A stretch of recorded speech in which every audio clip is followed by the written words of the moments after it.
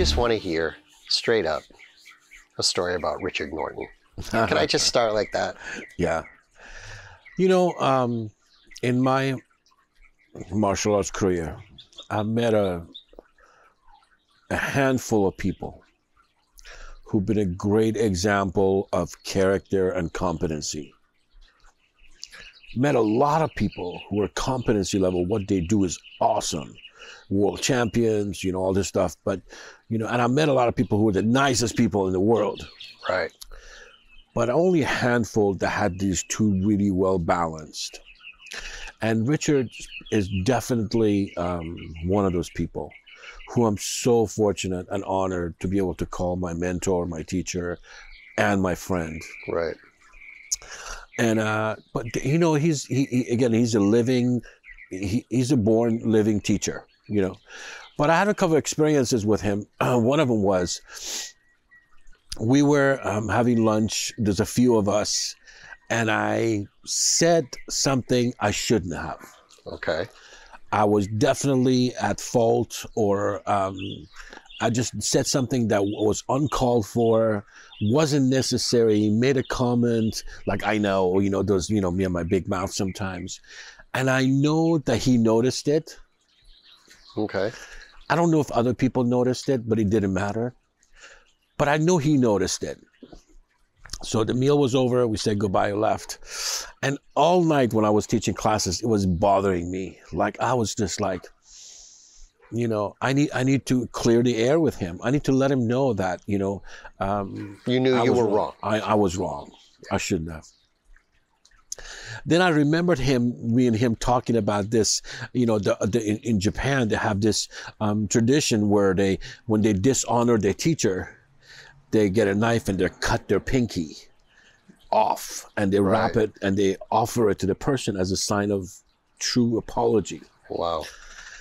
And I thought about that, and I got this weird feeling like, God, I want to do that, but I'm not going to do that. You know what I mean? So I said, how am I gonna do that he'll know what I mean by not necessarily, you know, hurting myself physically. So I took a picture of my finger, then I went to Photoshop and cut it, and it looked like it was two pieces. And I emailed that to him, and I said, I'm sorry. Right. I'm not strong enough to make this happen for real, but I'm offering this to you as a symbol of my apology. And it was weird. You know, 2 minutes later, okay, he called me back like nothing has happened. Hey, how you doing? Everything good? You know, we never talked about it again. And that was, and I remember him telling me about it, is that when you do that as a symbol of apology, you don't explain. You don't go back and say, by the way, I really didn't mean none of that. You accept failure. Yes. Like, you know, I had to accept that I failed. I failed as a student, as a friend, and I needed to face that failure. But once we both accepted it, we were done. We never discussed it again. And for me, that was such a great lesson, you know, in my other areas where, you know, I've tried to talk myself out of something I behaved myself into, right? And I really had to be aware of not talking myself out of something. You know, if I want to get myself out, I should behave myself out, not talk myself out of it. You know, yeah. And then, by the way, that's a Covey. Stephen Covey talks about that. You cannot talk yourself out of a problem you behaved yourself into. You know, interesting. And so that was one of the many experiences that I had with Richard Norton. And he's, like I said, he's a gentleman of martial arts. You know, the way he's a role model. Again, the way we do everything is the way we do everything.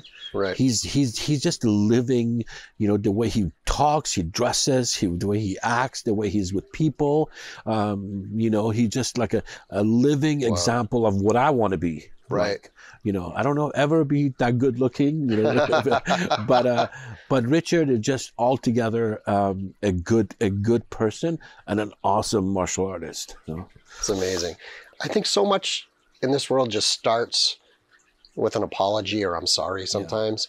Yeah. And I know it's always like, but if you don't mean it, don't say it. But people get in the, I'm like, I don't know though, because if you just get in front of somebody and when there's a problem and just start with, look, I'm sorry, Right. it usually leads to a good place. That's sort of how Absolutely. Absolutely. But to do it genuinely. Right, right. And taking responsibility for it and accept the failure. Like, I failed. No question, no explanations, you know? And then we both move on. Right. Instead of carrying it, you know, with us, you know? Yep.